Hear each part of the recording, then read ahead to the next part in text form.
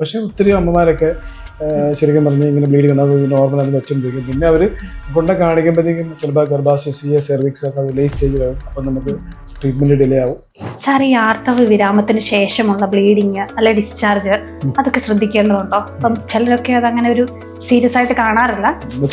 എന്തെങ്കിലുമൊക്കെ കാരണങ്ങളുണ്ടോ അല്ലെ അത് നമ്മൾ ശ്രദ്ധിക്കേണ്ടതായ ആവശ്യം? ഇത് ഉറപ്പായിട്ടും ശ്രദ്ധിക്കേണ്ട ഒരു സംഗതിയാണ്. ബിക്കോസ് ഇതൊരു ജെനിറ്റൽ ക്യാൻസർ, അതായത് നമ്മുടെ യൂട്രസും അനുബന്ധ ഓർഗനുമായിട്ട് ബന്ധപ്പെട്ട ക്യാൻസറിൻ്റെ ലക്ഷണമായിട്ട് ഡിസ്ചാർജ് ചെയ്യുകയോ അല്ലെങ്കിൽ ബ്ലീഡിങ് ഉണ്ടാകാം. അപ്പോൾ മെയിനായിട്ട് ഇത് വരണമെന്ന് വെച്ചാൽ നമ്മുടെ ഗർഭാശയം ഉണ്ടല്ലോ, ഗർഭാശയമുഖത്തിൻ്റെ ക്യാൻസർ, അത് സെർവൈക്കൽ ക്യാൻസർ എന്ന് പറയുന്നത്. അപ്പോൾ അതിൻ്റെ ഒരു മുന്നോടിയായിട്ട് ചിലപ്പോൾ ഡിസ്ചാർജ് ബ്ലീഡിങ് ഉണ്ടാകും. പക്ഷേ ഒത്തിരി അമ്മമാരൊക്കെ ശരിക്കും പറഞ്ഞാൽ ഇങ്ങനെ ബ്ലീഡിങ് ഉണ്ട്, അത് നോർമലാണെന്ന് വെച്ചുകൊണ്ടിരിക്കും. പിന്നെ അവർ കൊണ്ട കാണിക്കുമ്പോഴത്തേക്കും ചിലപ്പോൾ ഗർഭാശയ സെർവിക്സ് ഒക്കെ അത് ലേറ്റ് സ്റ്റേജിലാവും. അപ്പം നമുക്ക് ട്രീറ്റ്മെൻറ്റ് ഡിലേ ആവും. പിന്നെ അടുത്തൊരു നമ്മുടെ റീസൺ എന്ന് വെച്ചാൽ നമ്മുടെ യൂട്രസിൻ്റെ എൻഡോമെട്രിക് ക്യാൻസർ, യൂട്രസിൻ്റെ അതായത് ബോഡിയിലുണ്ടാകുന്ന എൻഡോമെട്രിക്കിൻ്റെ ക്യാൻസർ, അതും ഇങ്ങനെ ഒരു പോസ്റ്റ് ബ്ലീഡിങ് ഡിസ്ചാർജ് ആയിട്ടൊക്കെ. അപ്പോൾ ഇതൊക്കെ തുടക്കത്തിലാണെങ്കിൽ നമ്മളിത് അതിൻ്റെ മൊഡാലിറ്റി ഡയഗ്നോസ് ചെയ്തിട്ട് നമുക്കതിൻ്റെ ട്രീറ്റ്മെൻറ്റ് എടുക്കാൻ പറ്റുന്നതായിരിക്കും. പിന്നെ ഒവേറിയൻ ക്യാൻസറിൻ്റെ ലക്ഷണങ്ങളായിട്ട് ചിലപ്പോൾ ബ്ലീഡിങ് ഉണ്ടാവും. അപ്പം ഞാൻ പറയുന്നത് വെച്ചാൽ ഇങ്ങനെ ഒരു സിംറ്റം കാണുകയാണെങ്കിൽ നിങ്ങൾ എത്രയും പെട്ടെന്ന് അടുത്തൊരു ഗൈനക്കോളജിസ്റ്റിനെ കണ്ടിട്ട് അതിൻ്റെ ഒരു പ്രോപ്പറായിട്ട് ട്രീറ്റ്മെൻറ്റ് എടുക്കുന്നത്.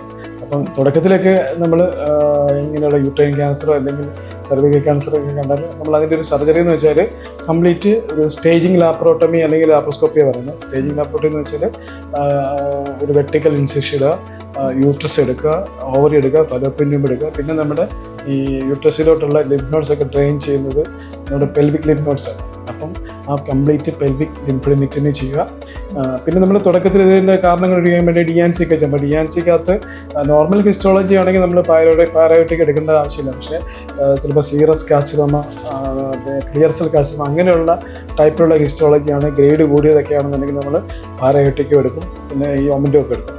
അതിനുശേഷം പിന്നെ നമ്മൾ ഫുൾ ട്രീറ്റ്മെൻറ്റ് കഴിഞ്ഞിട്ട് പിന്നെ ഇതിൻ്റെ ഫർദർ ട്രീറ്റ്മെൻറ്റ് ഉണ്ട്, ലൈക്ക് റേഡിയേഷനോ കീമോ ഒക്കെ വേണ്ടി വരും. പക്ഷേ ഇതൊക്കെ എടുത്തു കഴിഞ്ഞാൽ മിക്കവാറും ആൾക്കാർ പേഷ്യൻസൊക്കെ കംപ്ലീറ്റ് ആയിട്ട് ഈ അസുഖത്തിന് ക്യൂറായിട്ട് കണ്ടിട്ടുണ്ട്. നമ്മുടെയൊക്കെ തന്നെ വർഷങ്ങൾക്ക് മുമ്പ് ചെയ്ത് ഇങ്ങനെയുള്ള കംപ്ലൈൻ്റ് ഉള്ള അമ്മമാരൊക്കെ ഇപ്പോഴും ട്രീറ്റ്മെൻറ്റ് എടുത്ത് ഒരു കുഴപ്പമില്ലാതെ ജീവിച്ചിരിപ്പുണ്ട്. അപ്പം ഒന്നേ മനസ്സിലാക്കാനുള്ളൂ, ഇങ്ങനെയുള്ള സിംറ്റംസ് ഉണ്ടെങ്കിൽ നിങ്ങളിത് വെച്ചോണ്ടിരിക്കും. അപ്പം എന്തായാലും സംഭവിക്കുന്നത് നമ്മുടെ നാട്ടിൽ ഒത്തിരി ആൾക്കാർക്ക് ലേമാൻസിൽ അറിയത്തില്ല.